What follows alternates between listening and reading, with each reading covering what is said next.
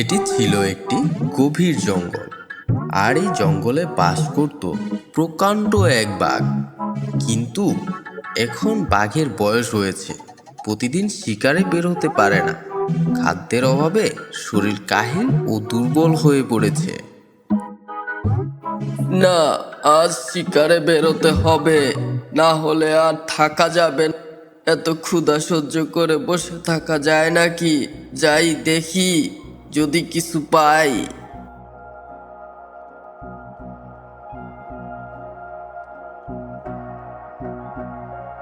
এই বলে বাঘ খাবারের খোঁজে বেরিয়ে পড়ল। কিন্তু বাঘের ভাগ্য আজ এতই খারাপ ছিল যে হরিণ, খরগোশ তো দূরের কথা, একটা ছাগলও জুটেনি। এদিকে সূর্যের পশ্চিম আকাশে অস্ত যাওয়ার সময়ও এসে গেছে। সারাদিন হাঁটাহাঁটির ফলে বাঘের শরীর একদম ক্লান্ত হয়ে পড়ে। অবশেষে সামনে একটা গুহা দেখতে পায়। গুহা দেখতে পেয়ে সে গুহার ভিতরে ঢুকে পড়ল এবং মনে মনে বলল, আজ একটা গুহা পেয়েছি, আজ এখানেই বিশ্রাম করি। এটা যার গুহা, সে তো দিন শেষে এখানে আসবেই। তাকে মেরে আজ ক্ষুধা নিবারণ করব।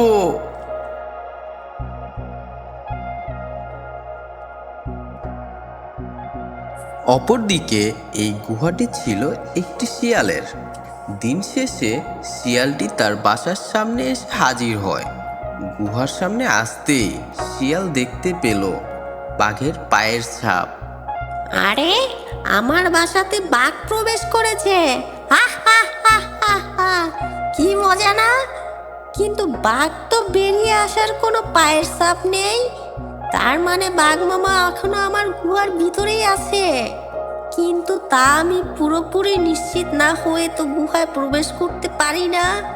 কথায় আছে, যে ভবিষ্যতের বিপদের কথা শুনে সাবধান না হয়, তার কপালে অনেক দুঃখ থাকে। এরপর চালাক শিয়াল সবকিছু বুঝতে পেরে গুহার মুখে দাঁড়িয়ে শিয়াল চিৎকার করে করে বলতে লাগলো, ও ভাই গুহা! আরে ও গুহা, গুহা! ও গুহা, সাড়া দাও! কি গো, সাড়া দাও না কেন? গুহা, তুমি চুপ করে আছো কেন? প্রতিদিন যেরকম সাড়া দিতা, আজও কেন সাড়া দিচ্ছ না? আর আজ তুমি যদি সাড়া না দাও, তাহলে তো আমি ভিতরে ঢুকছি না। আমি আজ তাহলে অন্য গুহায় যাব। আরে, শিয়াল গুহার সাথে কথা বলছে কেন? কি ব্যাপার এটা? তাহলে কি এই গুহা শিয়ালের সাথে কথা বলে, শিয়ালের কথায় সাড়া দেয়? এই গুহার কিছু একটা আছে যা আমাকে দেখে ভয়ে হয়তো চুপ হয়ে আছে, কথা বলছে না। সাড়া না পেয়ে শিয়াল যদি অন্য কোথাও চলে যায়, তাহলে তো আবার আমাকে না খেয়ে থাকতে হবে। আমি তো বুঝতে পেরে গেছি, আমি তো শিয়ালের মতো বোকা নাই। তার চেয়ে আমি গুহা হয়ে উত্তর দেই। এসো ভাই শিয়াল, গুহার ভিতরে এসো। গুহার ভিতর থেকে বাঘের শব্দ শুনে শিয়ালের আর কিছু বুঝতে বাকি রইল না।